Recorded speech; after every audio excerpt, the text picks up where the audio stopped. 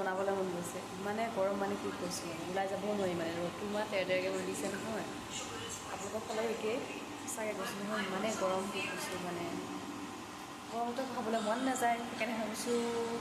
আজি খোৱা ৰেচিপিটো অকণমান বেলেগ ষ্টাইলত বনাম আৰু কেনেকৈনো বনাওঁ আপোনালোকক জনাম ইমান গৰম ভাবিলোঁ আজি ৰেচিপিটো অকণমান পেটটো ঠাণ্ডা কৰিবলৈ বনাওঁ বুলি প্ৰথমতে সেইকাৰণে আলুকেইটা কাটি লৈছোঁ ধুনীয়াকৈ উলিয়াই পেলাই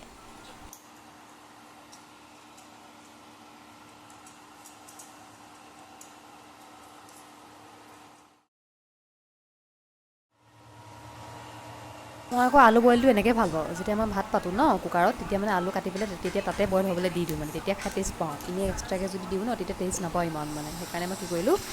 ভাতৰ লগতে চাউলৰ লগতে মানে আলু কাটি কাটি ধুনীয়াকৈ সিজিবলৈ দি দিছোঁ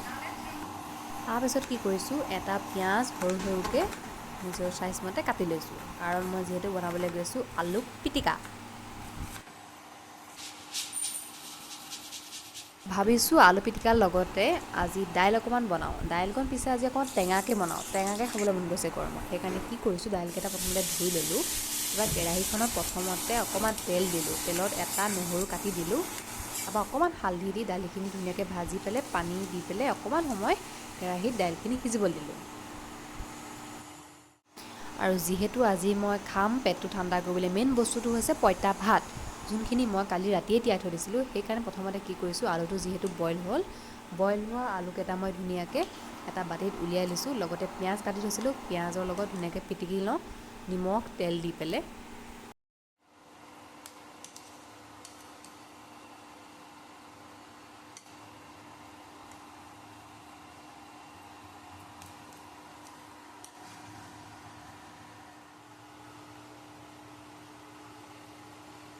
এতিয়া মই এড কৰিছোঁ কালি ৰাতিয়ে ভাজি থোৱা মাছ দুপিচমান ভাবিলোঁ মাছ দুপিচ দি পেলাই মই দালিটো অকণমান টেঙা কৰি পেলাই ধুনীয়াকৈ বনাওঁ এতিয়াতো মোৰ ওচৰত টেঙা নাছিল এই কাৰণে মই এটা টেঙা বুলিবলৈ এড কৰিম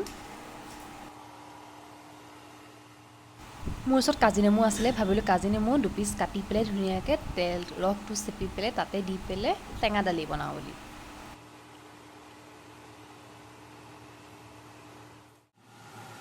তাৰপিছত এড কৰিছোঁ পঁইতা ভাতত মই অকণমান তেল অকণমান নিমখ আৰু এপিচ নেমু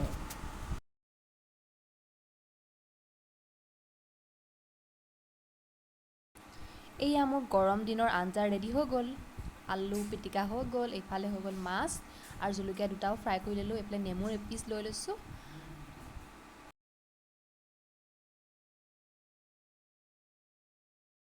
বাকী ভিডিঅ'টো ইমানেই আছিল যদি ভিডিঅ'টো চাই ভাল পালে লাইক শ্বেয়াৰ এণ্ড ছাবস্ক্ৰাইব কৰি দিব আজিলৈ আহিছোঁ